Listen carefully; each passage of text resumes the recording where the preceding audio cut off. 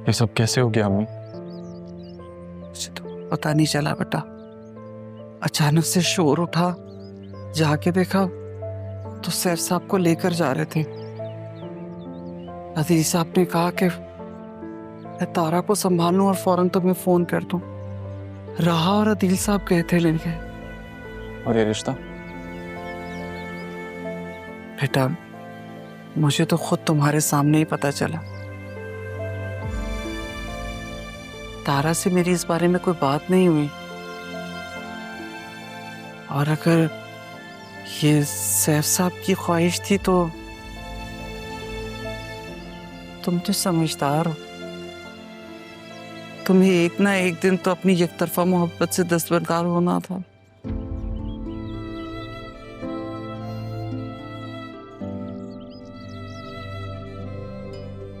एक तरफा होती तो शायद हो भी जाता, लेकिन यहाँ तो मोहब्बत दो तरफा हो गई थी अम्मी। अब आपको कैसे बताऊं?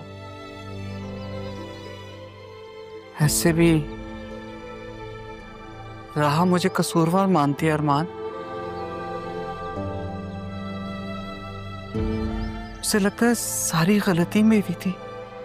मेरी पोस्टिंग हो गई अम्मी, लेकिन सरकारी घर मिलने में कुछ वक्त लगेगा। तब तक हम किराए के घर पे रह लेंगे, लेकिन यहाँ से जाने का वक्त हो गया। नहीं नहीं अरमान, मैं तारा को इस हालत में छोड़कर कैसे जा सकती हूँ? इस वक्त तो सबसे ज्यादा उसे हमारी जरूरत है। एक ना एक दिन जाना तो था ही अम्मी। इससे पहले कोई और हमें जाने का कहे, हमें चले जाना चाहिए। कैसी बातें कर रहे हो बेटा? क्यों कोई हमें यहाँ से जाने का कहेगा?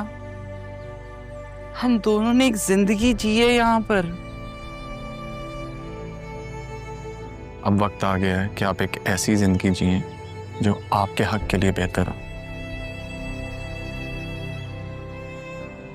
आसमान, जाना तो होगा, ये बात तय है।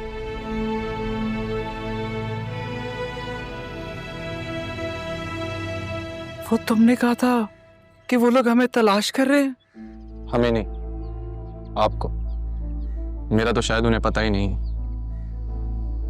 नहीं, वो जानते थे कि वो सब जानते थे। जब उन्होंने मुझे घर से निकाला था, उन्हें पता था मैं मां बनने वाली हूं।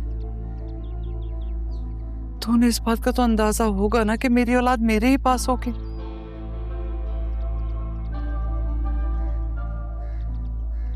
अरमान, ये ऐसा तो नहीं कि वो तुम्हें मुझसे छीन ले? या नहीं जी पाऊंगी बेटा तुम्हारे बगैर? मैं कोई खिलौना नहीं हूं अम्मी, ना ही कोई छोटा बच्चा जो मुझे कोई अपनी मां से छीनेगा।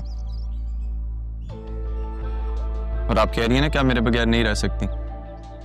ठीक है, तो मेरी ये बात मानिए, हमें इस घर से जाना होगा, क्योंकि अब मैं यहां नहीं रह सकता।